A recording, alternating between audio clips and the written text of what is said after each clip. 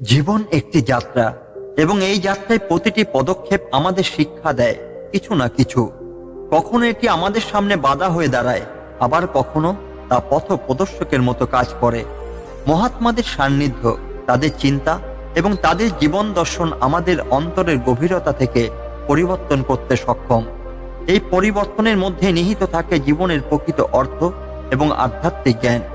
আজ আমরা শোনাব শ্রীমদ্ ভাগবত মহাপুরাণের প্রথম স্কন্ধের এক বিশেষ অধ্যায়। এটি শুধু গল্পই নয়, বরং এক মহৎ শিক্ষার ভাণ্ডার, যা আমাদের জীবনকে নতুন আলোতে দেখতে শেখায়। আমাদের প্রিয় চ্যানেল ইতি ভালো কথাতে আপনাদের সবাইকে জানাই আন্তরিক অভ্যর্থনা। এই পর্বে আমরা আলোচনা করব ৬৭ থেকে ৭১ নং শ্লোক পর্যন্ত, যেখানে জীবনের গভীরতম সত্য ও ধর্মের উদ্দেশ্য সম্পর্কে বিশেষ ব্যাখ্যা পাওয়া যায়। তাহলে চলুন এই আধ্যাত্মিক ভ্রমণে আমরা একসঙ্গে যাত্রা শুরু করি এবং জেনে নিই সেই মহাজ্ঞান যা আমাদের জীবনের প্রতিটি মুহূর্তকে অর্থপূর্ণ করে তোলে। শ্রীমদ্ ভাগবত আমাদের কেবল শিক্ষাই দেয় না, বরং আমাদের আত্মার প্রকৃত আহ্বানে সাড়া দিতে শেখায়। শুরু করা যাক আজকের আলোচনায়। মূর্খ রাজা পরীক্ষিত অন্যমনস্ক হয়ে মহর্ষি শামীকের আশ্রমে প্রবেশ করেছিলেন। সেখানে মহর্ষি শামীক তপস্যায় লিপ্ত ছিলেন। পরীক্ষিত মহর্ষির প্রতি যথাযথ সম্মান প্রদর্শন না করে তার মনোযোগ আকর্ষণ করার চেষ্টা করছিলেন, যা তার জন্য পরবর্তী সময়ে কষ্টের কারণ হয়ে দাঁড়ায়। এই শ্লোকটি রাজা পরীক্ষিতের জীবনের এক গুরুত্বপূর্ণ ঘটনা তুলে ধরে, যেখানে তার আচরণের কারণে একটি ভুল পরিস্থিতি সৃষ্টি হয়। রাজা পরীক্ষিত একদিন শিকার করতে করতে ক্লান্ত হয়ে পড়েন। তিনি তৃষ্ণার্ত অবস্থায় মহর্ষি শামীকের আশ্রমে প্রবেশ করেন, কিন্তু মহর্ষি শামীক গভীর তপস্যায় লিপ্ত থাকায় রাজাকে কোনো উত্তর দেননি। এই নিঃশব্দ আচরণে পরীক্ষিত রাগান্বিত হয়ে এবং প্রতিক্রিয়ায় একটি মৃত সাপ মহর্ষির গলায় জড়িয়ে দেন। এই ঘটনা আমাদের শেখায় যে রাগ এবং অহংকার কিভাবে একজন রাজাকে বিপদে ফেলতে পারে। পরীক্ষিত একজন বিদ্বান ও সজ্জন রাজা হলো, তার এই এক ভুল সিদ্ধান্ত তার জীবনকে সম্পূর্ণ পরিবর্তন করে দেয়। এটি মানব চরিত্রের এক অসাধারণ উদাহরণ, যেখানে মুহূর্তের ক্রোধ দীর্ঘমেয়াদী ফলাফল ডেকে আনে। মহর্ষি শামীকের পুত্র শৃঙ্গী যখন এই ঘটনা জানতে পারেন, তখন তিনি রাগান্বিত হয়ে রাজাকে অভিশাপ দেন যে ৭ দিনের মধ্যে তক্ষক নাগ অর্থাৎ সর্পরাজ তাকে দংশন করে হত্যা করবে। রাজা পরীক্ষিতের মতো মহান ব্যক্তিত্ব মুহূর্তে রাগ এবং অহংকারে ভুল সিদ্ধান্ত নেন। এটি আমাদের শেখায় যে ক্রোধ কখনোই আমাদের পথ প্রদর্শক হতে পারে না। মহর্ষি শামীক রাজাকে ক্ষমা করেছিলেন, যা একজন ঋষির মহত্ব এবং ধৈর্য প্রদর্শন করে। ক্ষমা এবং ধৈর্য যে কোনো পরিস্থিতিকে সহজ করতে পারে। শৃঙ্গীর অভিশাপ এবং তার ফলাফল আমাদের জীবনচক্রের কর্মফল তত্ত্বের কথা স্মরণ করিয়ে দেয়। আমাদের প্রত্যেক কর্মই তার ফল বহন করে। শ্রীমদ্ ভাগবত মহাপুরাণের এই শ্লোকটি আমাদের মনে করিয়ে দেয় যে জীবনের প্রতিটি পদক্ষেপে ধৈর্য এবং বিবেক বজায় রাখা জরুরি। ক্ষুদ্র ঘটনাগুলো আমাদের জীবনে বড় পরিবর্তন আনতে পারে। অতএব আমাদের মন, বাক্য এবং কর্মকে সংযত রাখা উচিত। রাগ মুহূর্তে আসে, কিন্তু তার ফল চিরস্থায়ী হতে পারে। পুণ্যবান ও মহৎ ব্যক্তিদের সঙ্গে সঙ্গত করলেই কোনো অপকার হয় না, বরং এই সঙ্গ থেকে একাগ্রচিত্ত ব্যক্তি তাদের সদ্গুণ এবং ভাবনাগুলিকে নিজের মধ্যে গ্রহণ করতে সক্ষম হন। এই শ্লোকগুলো মহৎ ব্যক্তিদের সঙ্গে মহাত্ম এবং তার প্রভাব নিয়ে আলোচনা করে। এটি এক গভীর দর্শনের প্রতিফলন, যেখানে বলা হয়েছে যে মহৎ ব্যক্তিদের সান্নিধ্য আমাদের জীবনে আশীর্বাদের মতো কাজ করে। মহৎ ব্যক্তিদের সঙ্গে সময় কাটালে তাদের চরিত্র, গুণাবলী এবং ভাবনার প্রভাব আমাদের মন ও চেতনায় পড়ে। এদের সঙ্গে একাত্ম হয়ে আমরা নিজেদের নৈতিক উন্নতি সাধন করতে পারি। সাধু সঙ্গ শুধু বাহ্যিক নয়, এটি আমাদের অন্তর্নিহিত গুণাবলীর ওপর গভীর প্রভাব ফেলে। এটি আমাদের জীবনের উদ্দেশ্য এবং কর্মপদ্ধতি উভয়কে উন্নত করে। একজন যুবক, যার নাম ছিল রাজেশ, অত্যন্ত রাগী এবং স্বার্থপর ছিলেন। একদিন তিনি একটি আশ্রমে যান, যেখানে এক মহাপুরুষ তাকে উপদেশ দেন। গুরুদেব বলেন, তুমি যদি মহৎ ব্যক্তিদের সঙ্গে সময় কাটাও, তাদের আচরণ ও ভাবনা তোমার মনে জাগ্রত হবে। রাজেশ প্রতি সপ্তাহে গুরুদেবের আশ্রমে যেতেন এবং ধীরে ধীরে তার আচরণে পরিবর্তন আসতে শুরু করল। আগে যে যুবক স্বার্থপর ছিলেন, তিনি অন্যদের সাহায্য করতে আগ্রহী হয়ে উঠলেন। এক সময় তিনি নিজেই একজন মহৎ ব্যক্তি হয়ে উঠলেন। যেমন গাছের পাতা সূর্যের আলো পেলে সবুজ হয়, তেমনই মহৎ ব্যক্তিদের সান্নিধ্য আমাদের জীবনকে আলোকিত করে। মানুষের চরিত্র গঠনের সঙ্গ অত্যন্ত গুরুত্বপূর্ণ। যে পরিবেশে আমরা থাকি এবং যাদের সঙ্গে মেলামেশা করি তা আমাদের মনোজগৎকে প্রভাবিত করে। মহৎ ব্যক্তিদের সঙ্গ গ্রহণের জন্য একাগ্র চিত্ত থাকা জরুরি। এটি আমাদের অভ্যাস এবং জীবনের মানসিক উন্নতির দিকে নিয়ে যায়। পবিত্র সঙ্গ আমাদের কু অভ্যাস ও নেতিবাচক প্রভাব থেকে রক্ষা করে, আমাদের মনকে শান্ত এবং চিন্তাশীল করে তোলে। জীবনের সাফল্য এবং চরিত্র গঠনের জন্য সঠিক পরিবেশ এবং সঠিক সঙ্গ অত্যন্ত প্রয়োজন। যারা মহৎ তারা নিজেই আলোর উৎস, তাদের সঙ্গে সময় কাটিয়ে আমাদের জীবনে আলো প্রবেশ করতে পারে। মহৎ ব্যক্তিদের থেকে শিক্ষা নেওয়ার জন্য ধৈর্য এবং দীর্ঘস্থায়ী চেষ্টার প্রয়োজন। এই শ্লোকটি আমাদের শেখায় যে জীবনে মহৎ ও পুণ্যবান ব্যক্তিদের সঙ্গে থাকা আমাদের অন্তর্দৃষ্টি বাড়ায়, আত্মার উন্নতি সাধন করে এবং আমাদের জীবনের প্রতিটি পদক্ষেপে আলোক বর্তিকা হয়ে কাজ করে।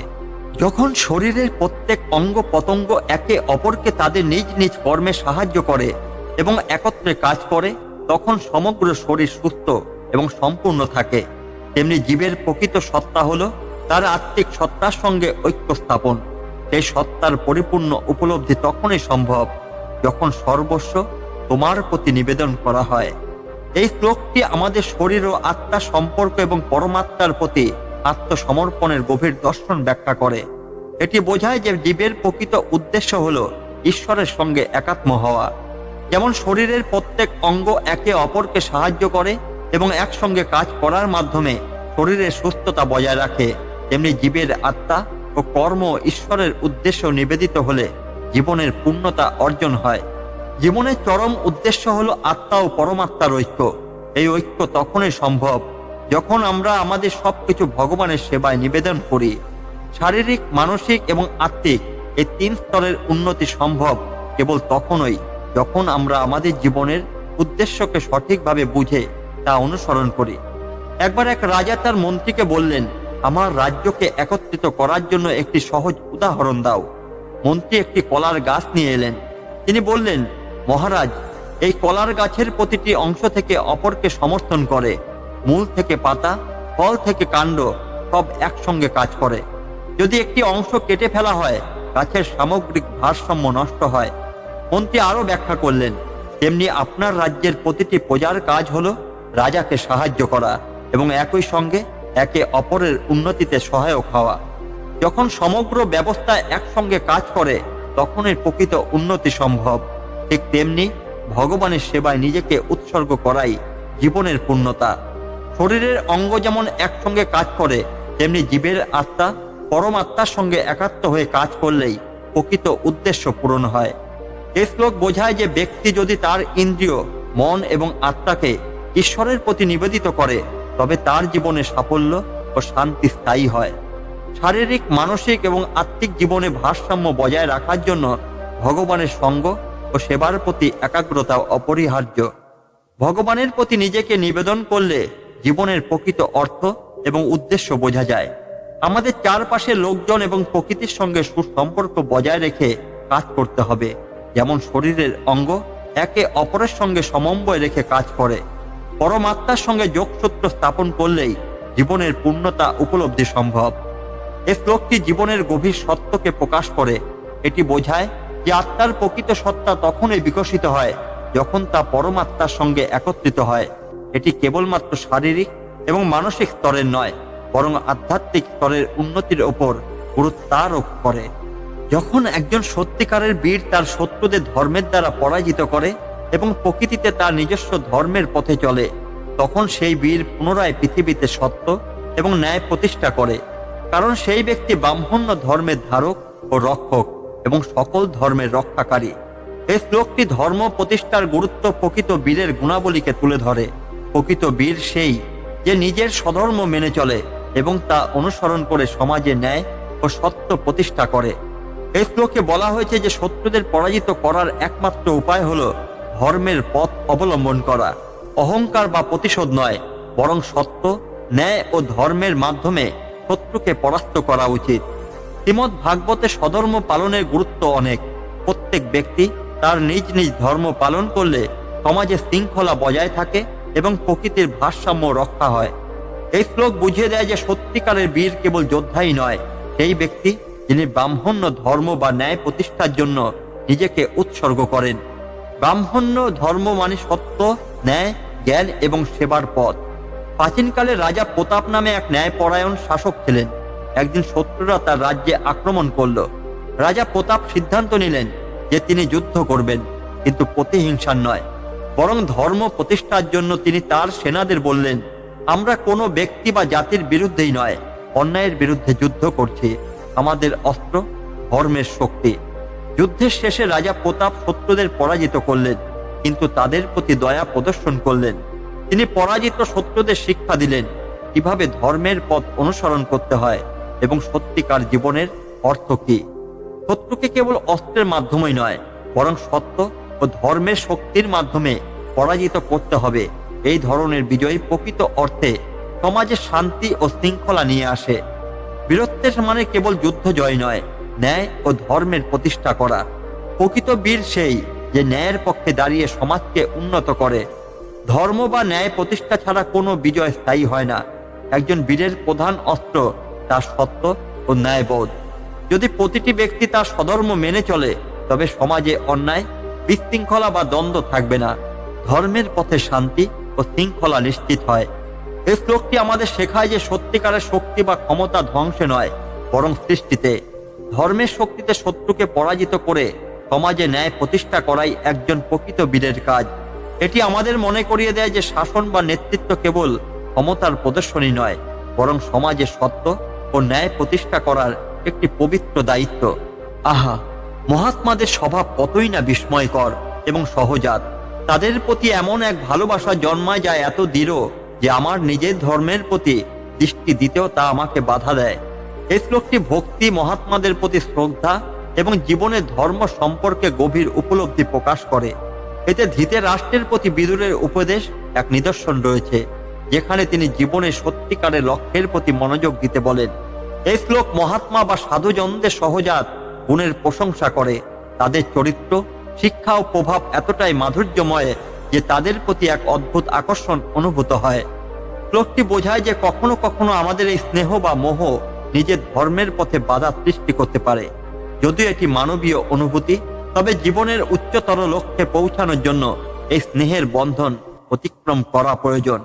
স্বধর্ম মানে নিজস্ব কর্তব্য, জীবনের উদ্দেশ্য। এই শ্লোক মনে করিয়ে দেয় যে মহাত্মাদের প্রতি স্নেহ থাকা উচিত, তবে তা আমাদের মূল কর্তব্য থেকে বিচ্যুত করতে পারে না। একবার প্রহ্লাদ নারদ মুনির সান্নিধ্যে এসে তার আধ্যাত্মিক পথ চলা শুরু করলেন। নারদ মুনির কথা, গান ও ভক্তি প্রহ্লাদকে এতটাই মুগ্ধ করেছিল যে তিনি নিজের দৈনন্দিন কর্তব্য ভুলে শুধুই নারদের সঙ্গে সময় কাটাতে লাগলেন। তবে নারদ তাকে বললেন, তুমি যদি নিজের কর্তব্য পালন না করো, তবে ভক্তি পূর্ণতা পাবে না। নিজের ধর্ম ও কর্তব্যে স্থির হও, তোমার কর্মই তোমাকে ভগবানের আরো কাছে নিয়ে যাবে। প্রহ্লাদ তখন বুঝতে পারলেন যে ভক্তির পাশাপাশি জীবনের কর্তব্য সমান গুরুত্বপূর্ণ। তিনি তার রাজ্যের প্রজাদের সেবায় মন দিলেন এবং নিজের কর্তব্যকে পূর্ণ করলেন। মহাত্মাদের প্রতি ভক্তি অনুপ্রেরণা জাগাতে পারে, তবে তা কখনোই আমাদের মূল কর্তব্যের পথে বাধা হয়ে দাঁড়ানো উচিত নয়।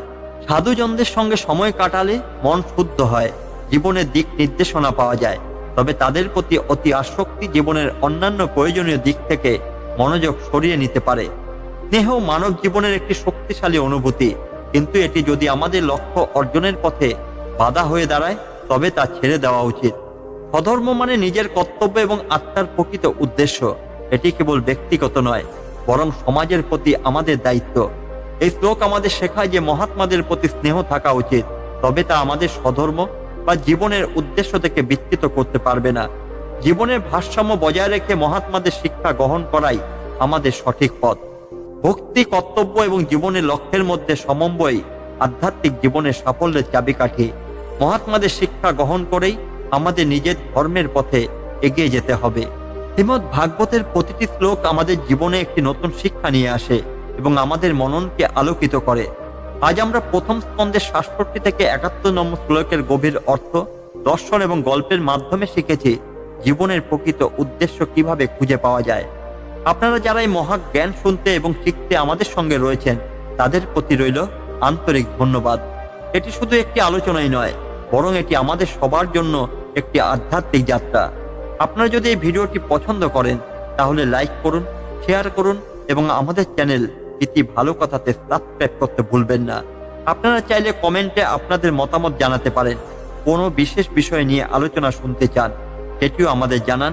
মনে রাখবেন, জ্ঞানের এই যাত্রা শুধু আমাদের নয়, এটি সকলের জন্য। আমাদের সঙ্গে থাকুন। শ্রীমদ্ ভাগবতের আরো অমূল্য জ্ঞান নিয়ে ফিরে আসবো খুব শিগগির।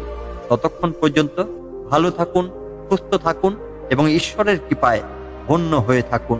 শ্রীকৃষ্ণের চরণে সবার প্রতি প্রণাম। জয় শ্রীকৃষ্ণ।